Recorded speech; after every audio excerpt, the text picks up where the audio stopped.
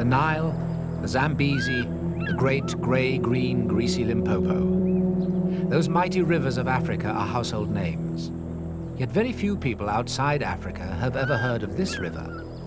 In times of flood and drought, famine and plenty, the Luangwa River equals them all. It flows through a valley that may still be the last kingdom of the elephants.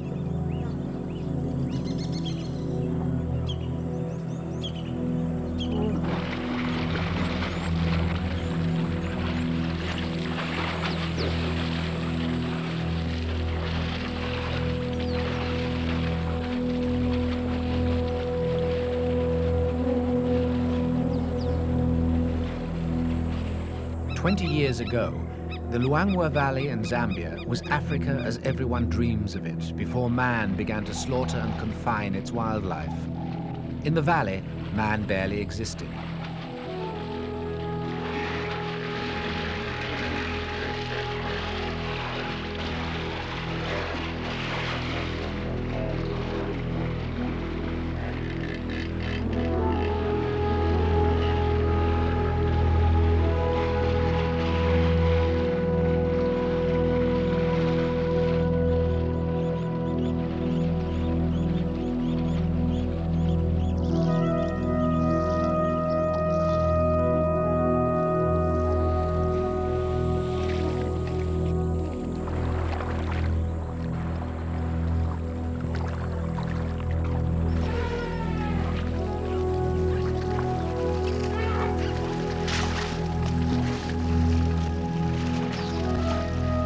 The Luangwa is a river whose moods, both savage and benign, govern the lives of every living thing within 30 miles of its banks, even down to the smallest elephant that struggles to cross it.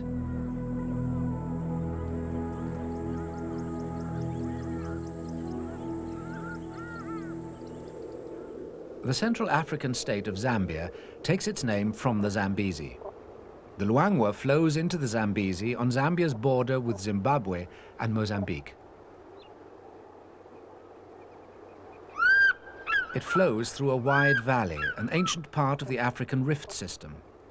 30 miles to the west of the river is a high escarpment. We're looking from the east.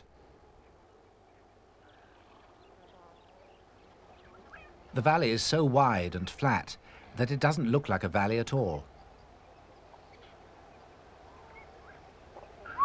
During the rains between November and May, parts of the valley always flood under several feet of water.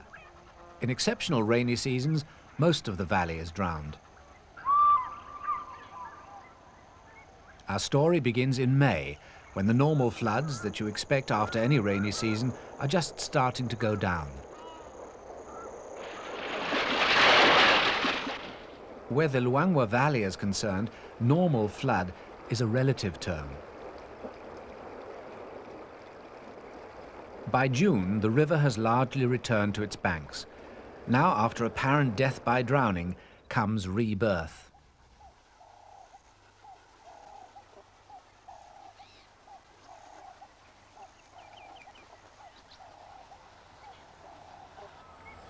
The river and the rains that feed it have brought about a miraculous greening of the valley. It is as if every tree, every bush has drunk as deeply as it can, knowing that it will have to survive at least 5 months of intense, waterless heat. A few trees burst into leaf, only to fall late victims to the floods. This valley has many ways of hoarding the river's gift. This is a dambo, the local name for a marshy depression. It lies a mile or so back from the river itself. It's an apt enough name now. In 3 months' time, there won't be a drop of water left in it. Because of the sandy nature of the riverbed, the Luangwa changes and rearranges the scenery along its banks. These mounds of silt left by floods weren't there last year and certainly won't be there next. After the floods die down, there's food everywhere in the valley. Luangwa's 20,000 elephants are quick to take advantage of the plenty. And not only elephants. The valley contains one of the greatest concentrations of large animals left in Africa, mainly because large areas of it are almost completely undisturbed.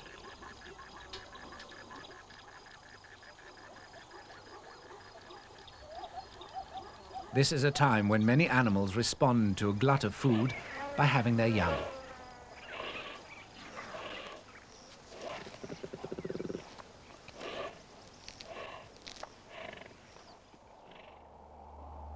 The river is back in its meandering course, but now that course alters and drastically affects the lives of the valley's animals. This loop is an oxbow lagoon in the making. Perhaps after next season's floods, it will have become cut off from the main river and formed a lake. The river forces a short cut across the narrow neck of the oxbow. Silt builds up, forming a new lagoon. When the river next rises, the oxbow is once again flooded with muddy water. After the river has returned to its new course, the mud sinks. This silts up the oxbow until it becomes a shallower, permanent, U-shaped lake.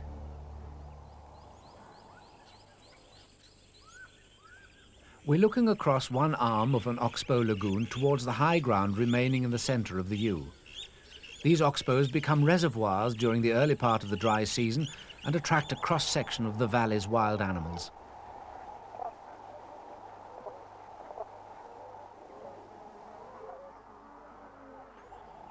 Here's an older oxbow, silted up sufficiently to give an anchorage for reeds and grasses, but still deep enough to hide a family of feeding elephants.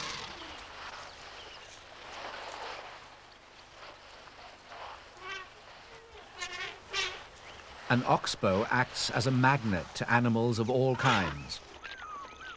A wood stalk drops into fish, shading the water with its wing, the better to spot the quarry. A young lily trotter, trotting not on lilies, but on the weed called Nile cabbage. Tree ducks use the lagoon for a wash and brush up. The importance of the oxbows is that they provide drinking places when nearly everything else except the river has dried up. A pair of greater kudu bulls, attended by oxpeckers, cautiously approach to drink.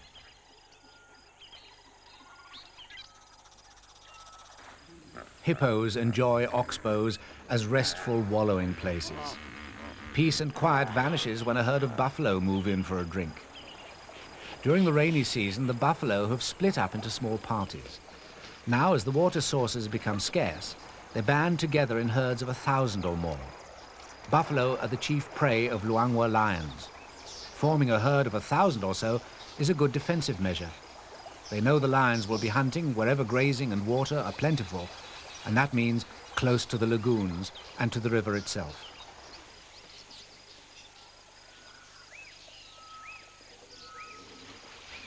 By August, the level of the river has dropped dramatically, but it's still deep enough to leave a tide mark halfway up an elephant.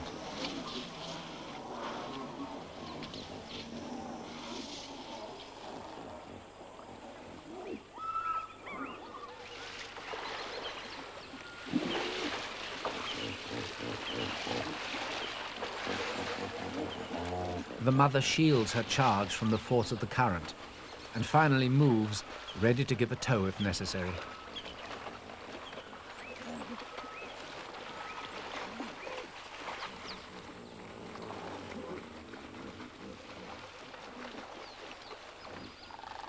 Mother and calf have been across the river, attracted by the good feeding in the lightly populated area on the far bank.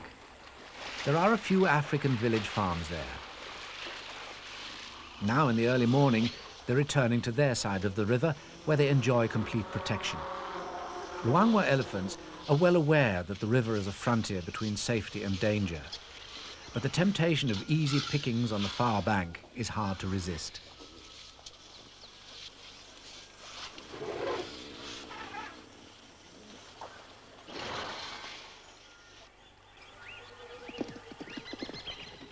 the bank that means safety for the young elephant by no means guarantees it to other animals.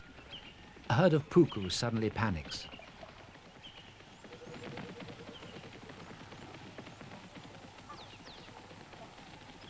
A small party of hunting dogs is on the prowl.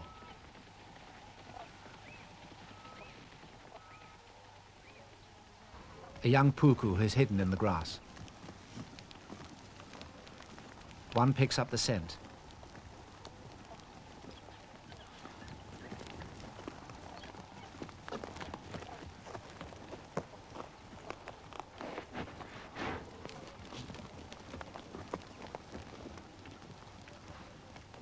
Against all odds, it escapes. But not for long.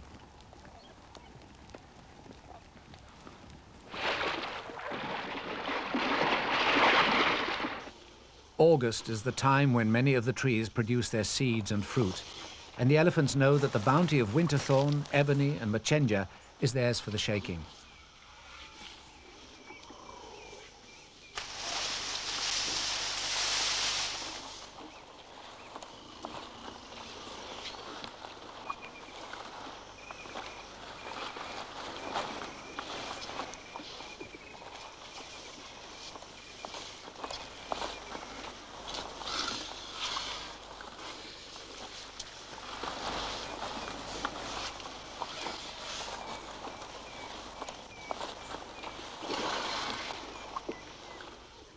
In the past 15 years, 80% of the elephants have been killed by poachers in this, their last kingdom.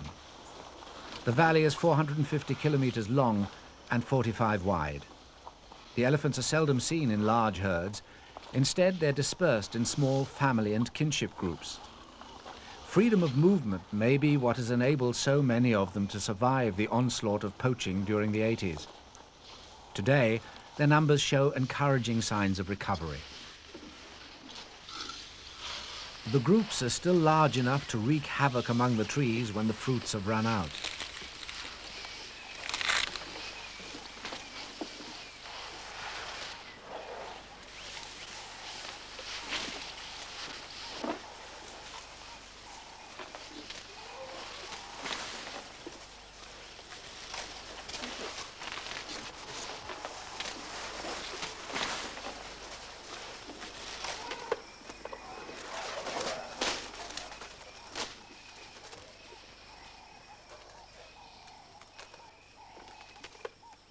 Mopani, winterthorn, baobab. They strip or ring bark indiscriminately. It's the same with the last few concentrations of elephants everywhere in Africa. The difference in the Luangwa Valley is that here the elephants are being left to sort out their own problems without man's interference. The battle between the elephants and the trees sways from one side to another across the valley. At times the elephants seem to be winning, leaving large patches of woodland looking like the shattered treescapes of World War I.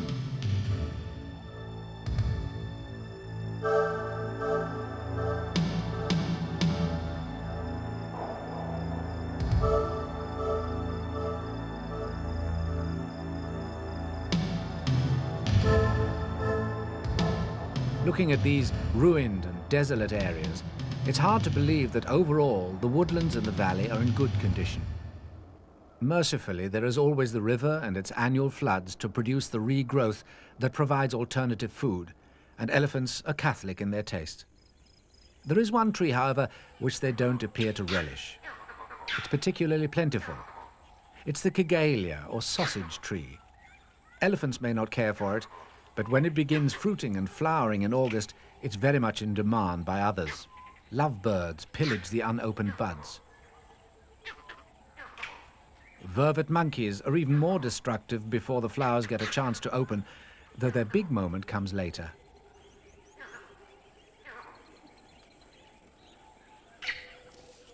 By September, the kigelia season is in full swing, offering a choice of blossom, buds, nectar, and young fruits.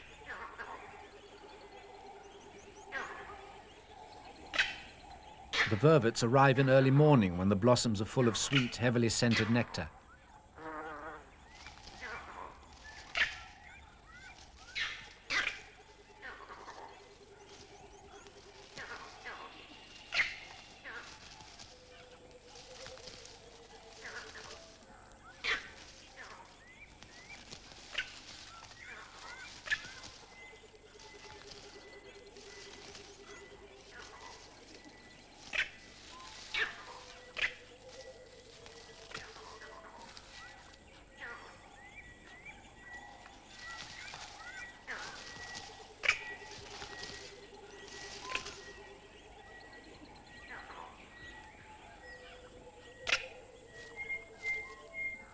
Impala wait below for the handout.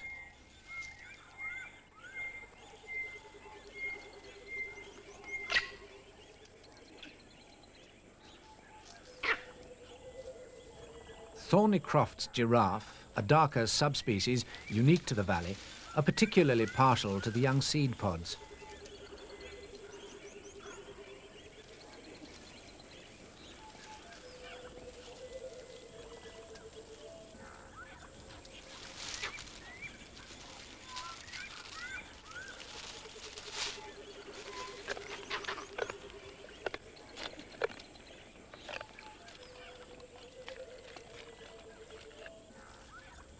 The long blue tongue snakes out and tries to lasso a young sausage.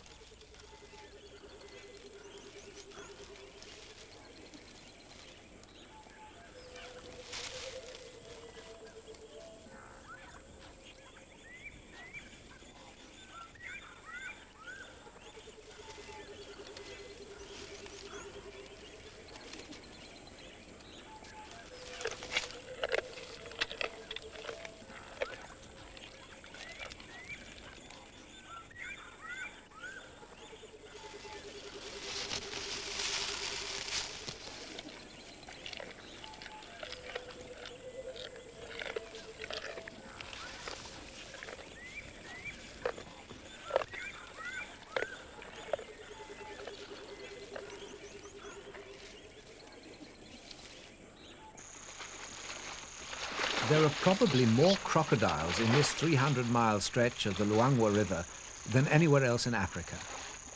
In the whole valley, there are 15 per square kilometre, or 3,500 pairs of hungry jaws. Animals who come to drink in the river are instinctively aware of the danger.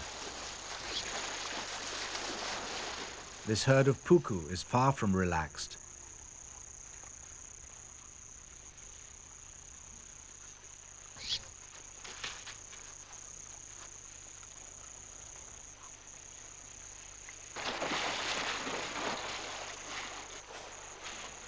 Thirst urges them to persist, until at last one of their number takes one step too close.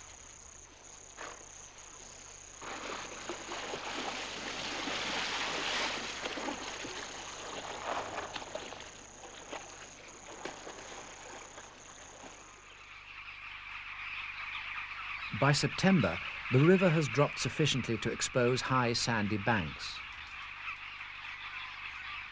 This is the moment for which the carmine bee-eaters have been waiting. These brilliantly coloured birds return to the Luangwa each year from the east coast 750 kilometres away. The river provides them with everything they need to raise their young.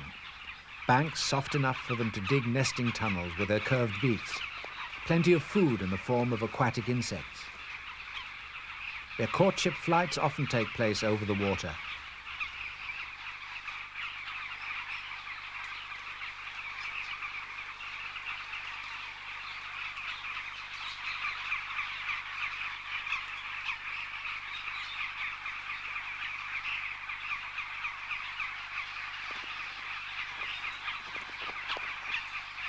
The nesting tunnels are up to 2.5 meters long. Latecomers are still excavating when other birds are well installed.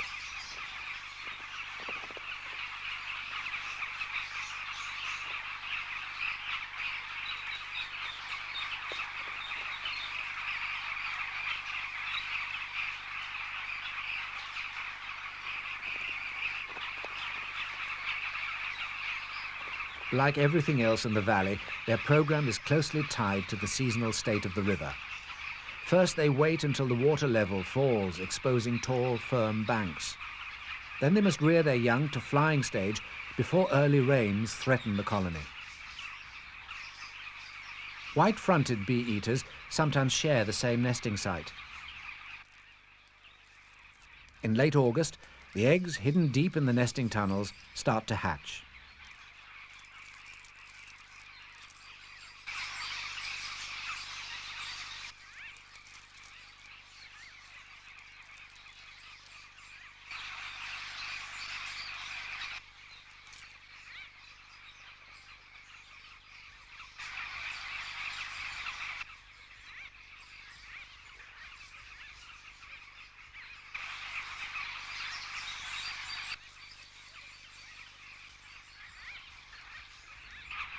Dragonflies are a favorite food for the young. Bees seem hardly to figure on the Luangwa bee-eater's menu. Perhaps it's just a question of availability.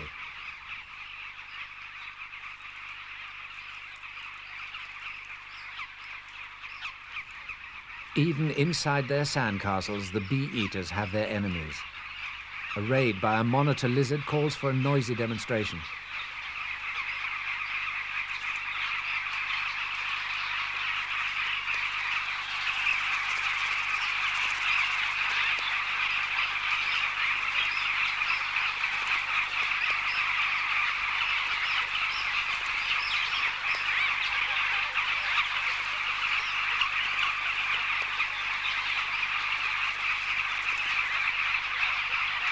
But now the colony is threatened by a far greater danger. Several months of sun have dried and cracked the bank.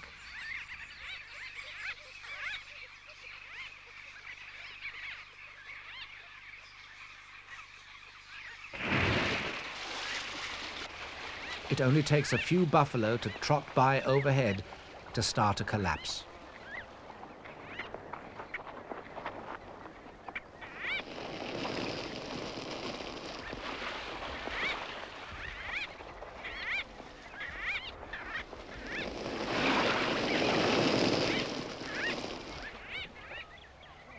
Eggs and young are also lost when the river temporarily rises after an early storm. This time the culprit is the baking sun. The main danger from the river is yet to come, and when it does, it will threaten much more than just the bee-eater colony.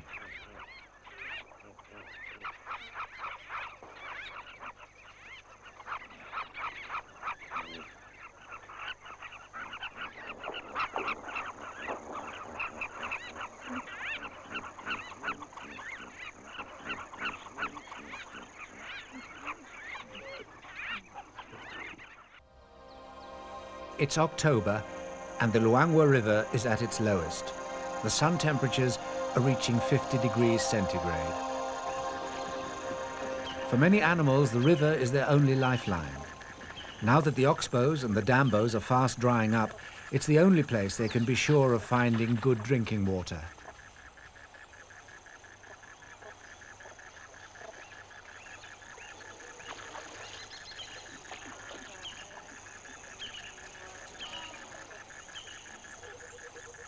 Though these giraffe are cautious as always, the open shoreline offers them a fair guarantee against surprise by lions.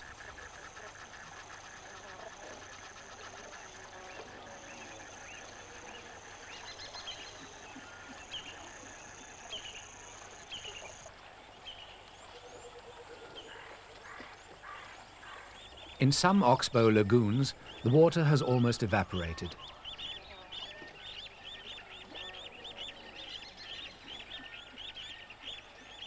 The fish are concentrated in the muddy puddles that remain. Some species can survive by burying themselves in mud, if they get the chance.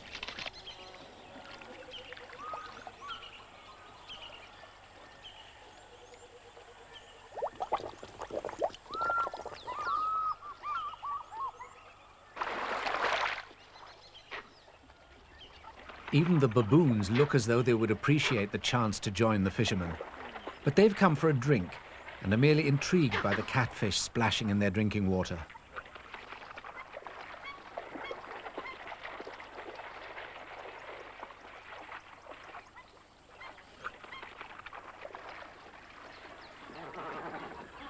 Catfish are more to the taste of the great white pelicans who flock to the drying oxbows for easy pickings. The usual tactic of driving the fish by communal beak dipping is hardly necessary. The woodstock seems to have done rather better.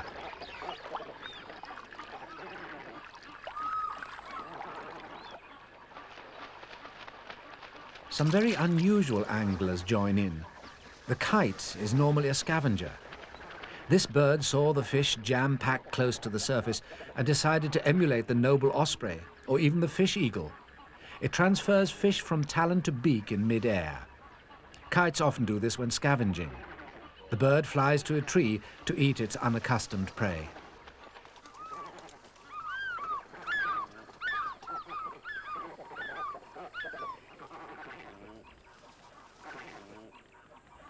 A moment of undignified rivalry among fish eagles.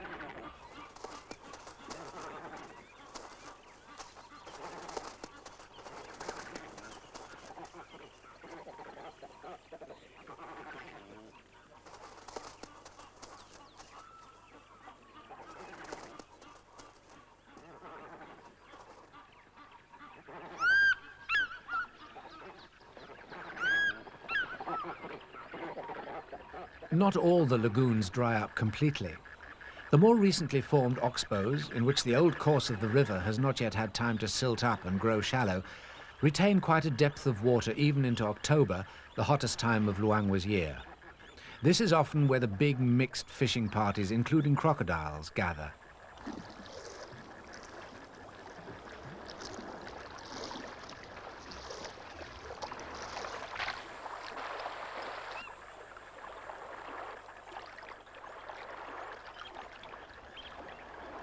Wood-storks often content themselves with frogs.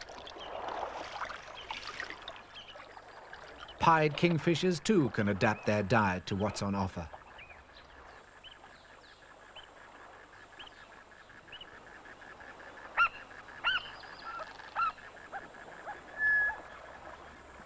The African skimmer makes the most of the deep water left in the lagoon by scissoring the surface for tiny organisms with its lower bill. The motto for everyone is, get it while the getting is good. It may be gone by tomorrow.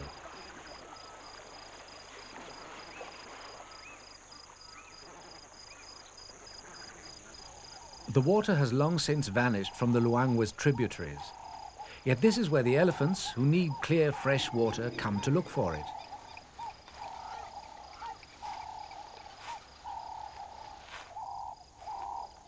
They know that there is still water 2 or 3 feet below the dried-out bed of these sand rivers. They come in small family parties to dig, and in digging, they help other animals. The bushbuck, for instance.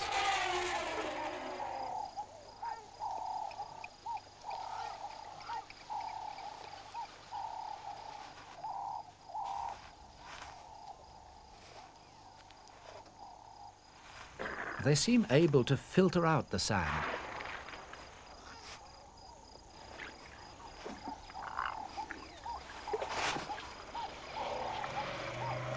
Even the calves have that skill.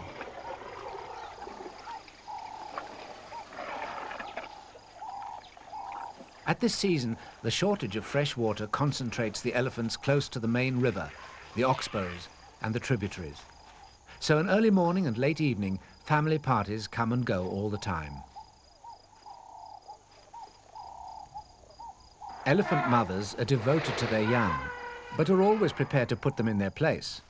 After all, its elders and betters dug the hole.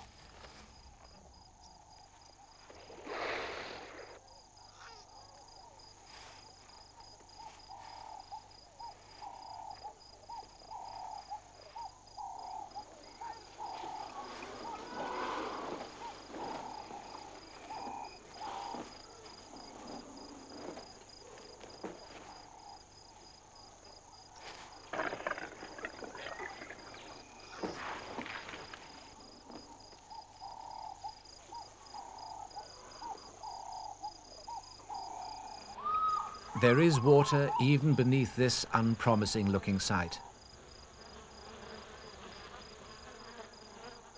Warthogs know all about the possibilities of renovating an old elephant digging. Unlike the bushbuck, they're very fine excavators on their own account. They've got the snouts and the tusks for the job. But first they clear the site of any local opposition, even a group of ground hornbills. The bigger of the 2 males takes possession of a promising elephant hole. Enter now a warthog family, complete with a litter of piglets.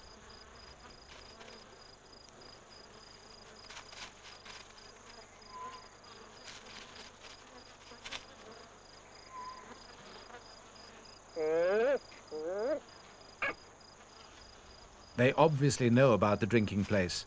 They've probably used it before.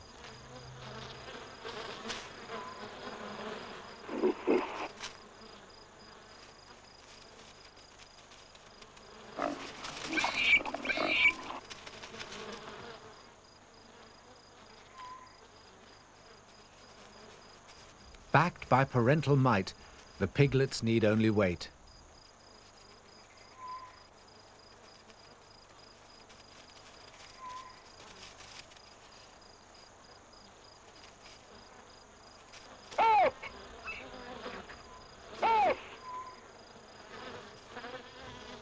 But the occupant plainly isn't a reasonable sort of warthog.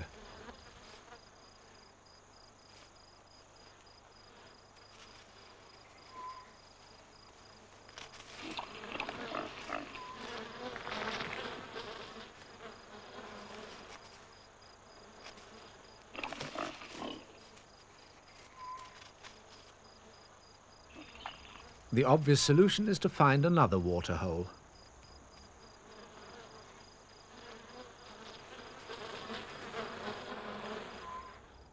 There is one drinking place which stays open right through the dry season. The water there wells out of the ground. In places, it actually steams. This is thermal water, heavily loaded with mineral salts. The animals need these salts, but can only tolerate the water in limited quantities.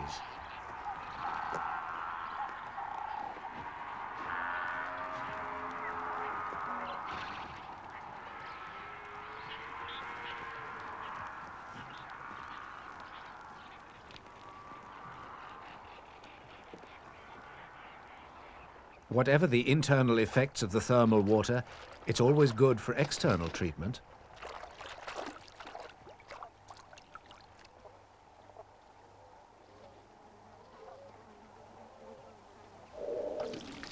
However, it's no cure for thirst. By late October, the hottest time of all, thirst is a universal problem.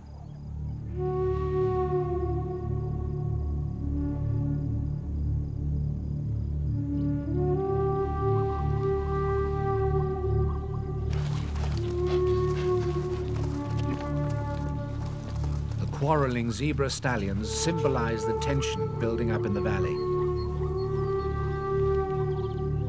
The tension, perhaps only detectable to a human observer, is a compound of heat, tinder dryness, and the difficulty of finding enough to eat and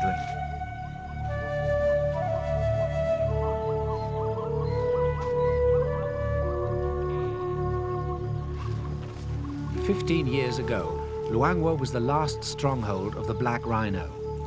4,000 of them lived in the valley. Today, a scene like this is unimaginable. There may now be only 40 black rhino left in the whole of Zambia. Poachers have killed the rest. Once, their only enemy was drought.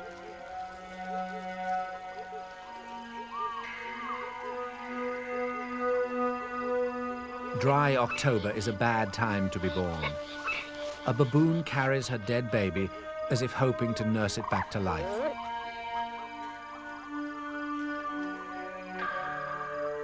It's even a bad time to be young.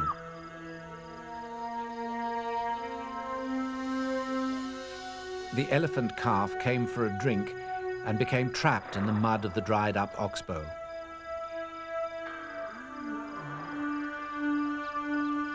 The same happened to this baby rhino. The kindest thing is that a predator will put them out of their misery.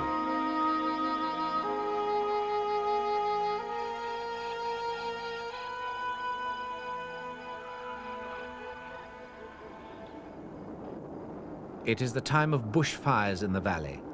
They usually start spontaneously and play an important part in regeneration. They help the new grass to come through after the rains.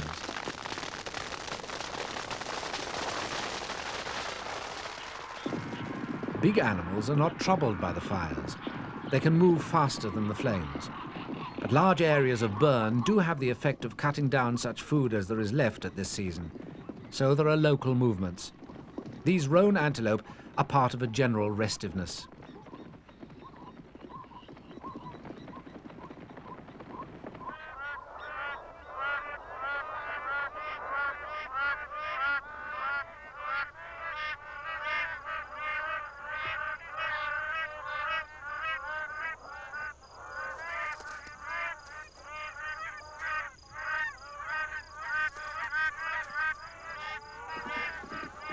The leaper amongst the crowned cranes and puku is a Cookson's wildebeest, a subspecies unique to the Luangwa Valley.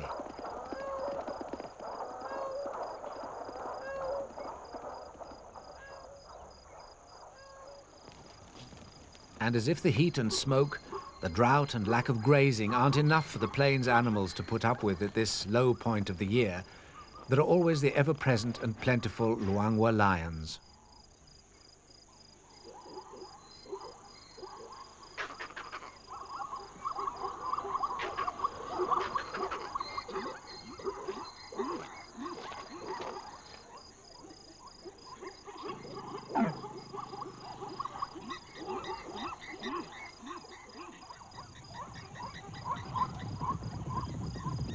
The malaise of the season appears even to have affected this pride. The lioness up the tree is possibly a stranger. She's certainly unwelcome.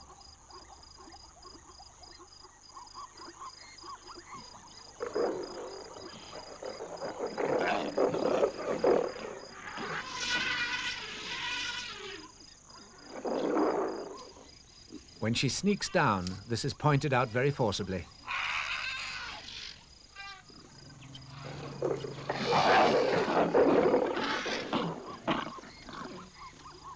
She makes a dignified exit. Even a good way away, she still isn't tolerated.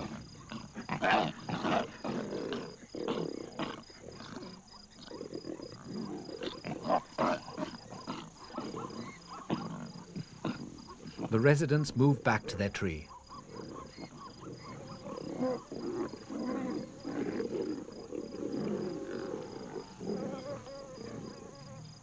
At last, she accepts the situation.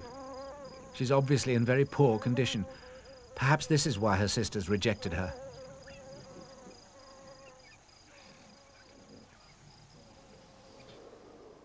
By late October, many animals concentrate along the Luangwa River, especially these. With the oxbows and dambos closed to them by drought, there's only one place for a hippo to go: the river.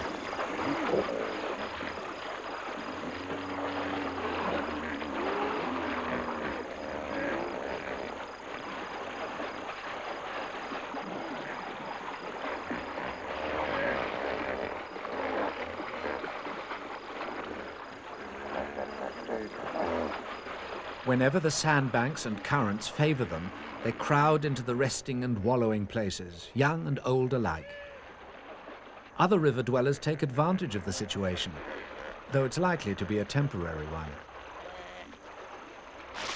Very little should be assumed from the apparently benign expression of this bather about the placid nature of this annual hippo gathering. The keynote is one of aggression.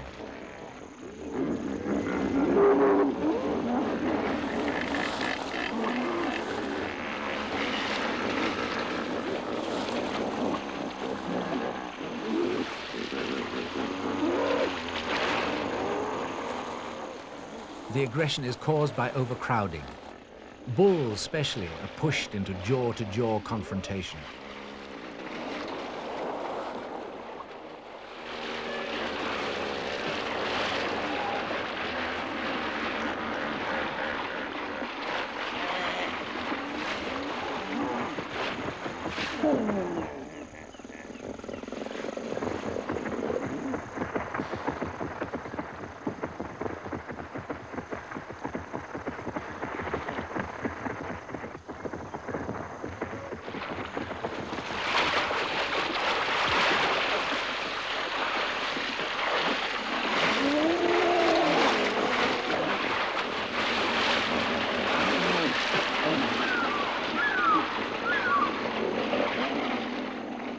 It's rare to see two of the largest of the world's land animals even remotely troubled by each other's presence.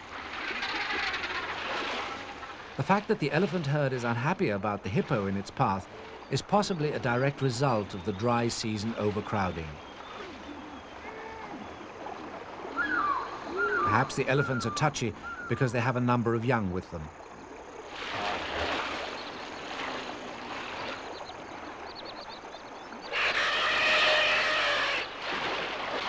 A second hippo gets his orders to move on.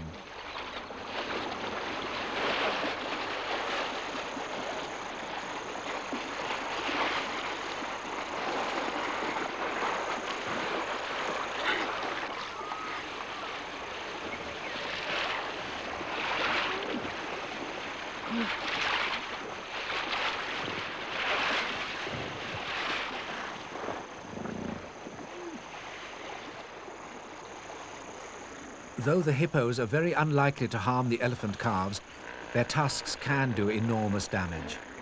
They cause a great many human fatalities. These fight scars show what a hippo can do.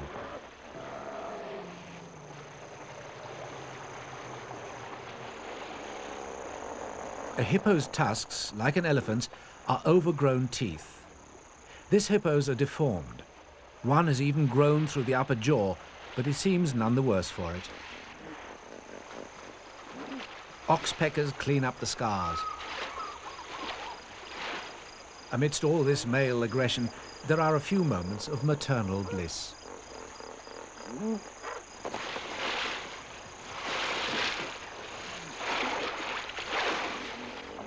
Here's another freak among the gathering, a pink hippo. A strange pigmentation doesn't seem to be a disadvantage.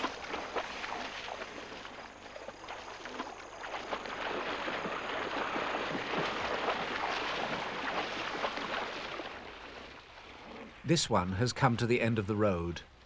He's old and he's fought it out with too many younger bulls. Now he's been attacked by a lion and he's come ashore to die. His carcass will be disposed of not by the usual undertakers, the vultures, but by the super scavengers of the Luangwa River, the crocodiles.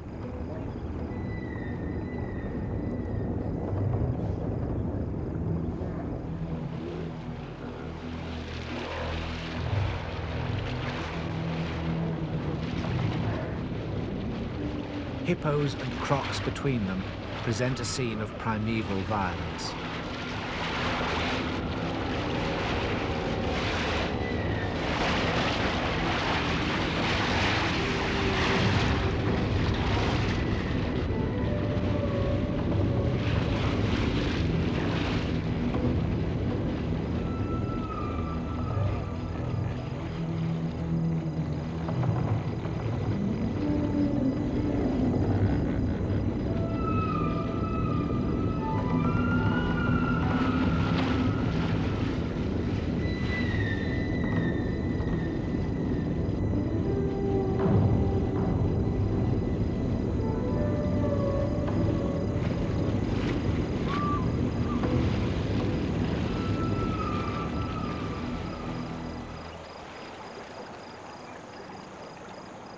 The tension of the dry season has to break. In late November, the first cracks appear. The clouds pile up and heavy showers fall.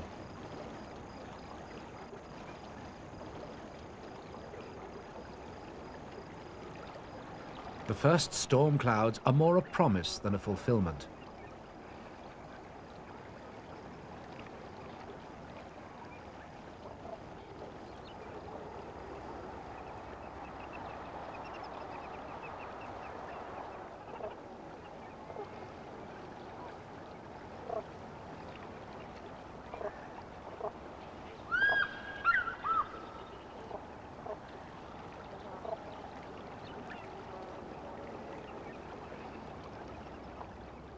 The fulfillment isn't long in coming.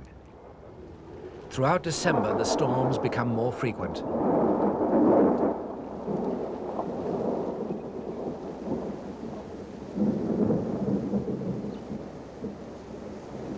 The banks of the Luangwa are deserted now. Elephant and buffalo move away as new grass and leaves appear inland.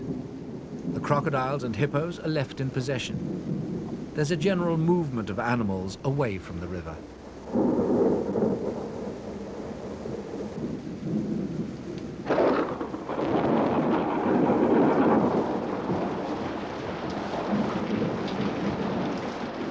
In a normal year, the valley gets 82 centimeters of rain, mostly between December and April. The year of our story was an utterly abnormal one. It seemed as though the sky had sucked up a large part of the Indian Ocean, especially to drop it on Luangwa. Such exceptional rainfall occurs only about every 8 years.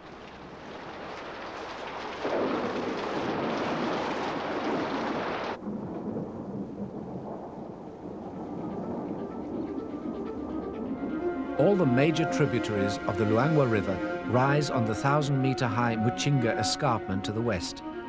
Almost overnight, the trickles became cataracts.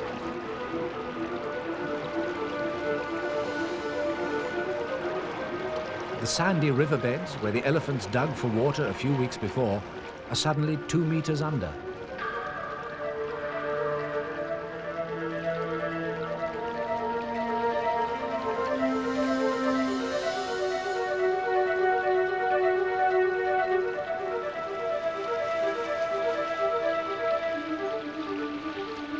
In a normal year, no one moves on the floodplains close to the river once the Luangwa rises. This particular year, it wasn't to be merely the floodplains that went under, but the whole valley.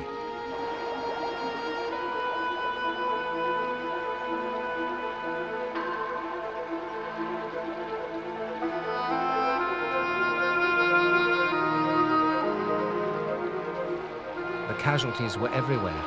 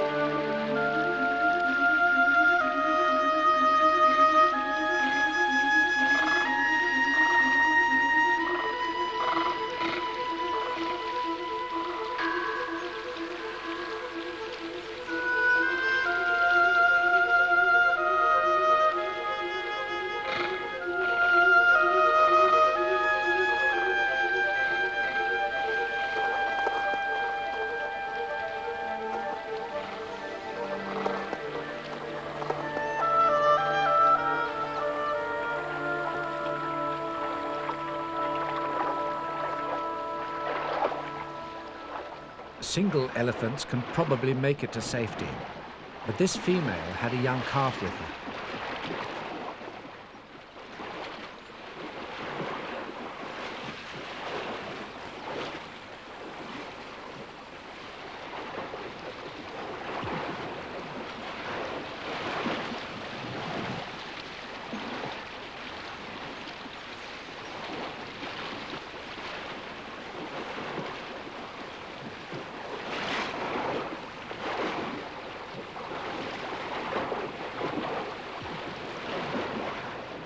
She eventually climbed up the bank further downstream and managed to help her calf out of the water.